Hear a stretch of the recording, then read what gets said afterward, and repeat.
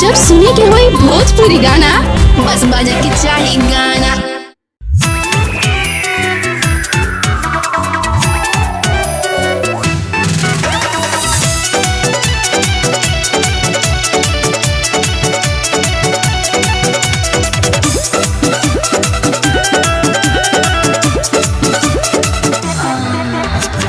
पहिला राती कोइल बड़ी घाते लागे कि तोड़ दे छाती के बात बहुत नु सासत किया है।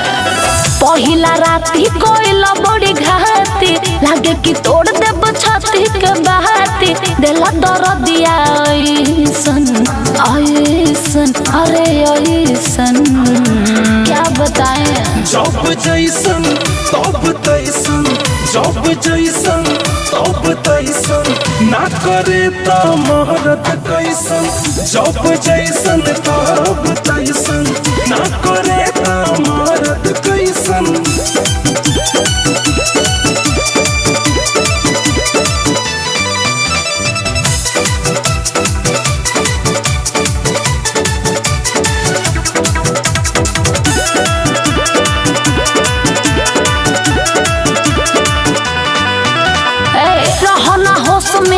चाला जोश में दिल कमरा मुचकाई हो बथे अलंगिया सूती पलंगिया आवेला नहीं उंघाई हो काहे हमरा के तना सतावेलु हो तनी पीछे से तकिया हटावो मोर सोना को रोजनी चोन्हानु हो जनी मूड हमर गरमावो।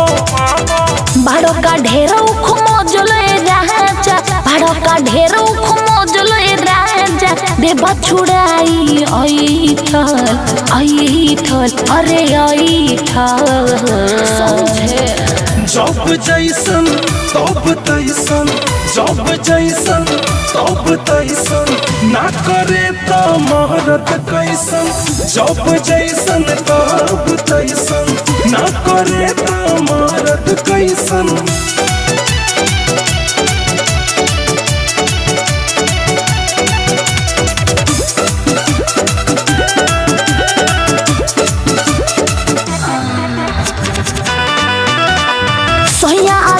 सुरीला रोती है तोड़ल नाकी के नथिया हो तोड़ला झोड़ला मनला ना बतिया है तोड़ल पहलम के पटिया हो।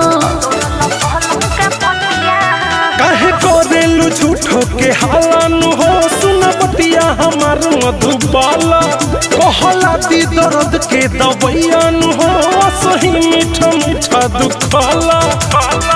पहिला नाजुक उमरिया राजा पहिला नाजुक उमरिया राजा मोहदेल माथा जैसन जैसन अरे जैसन।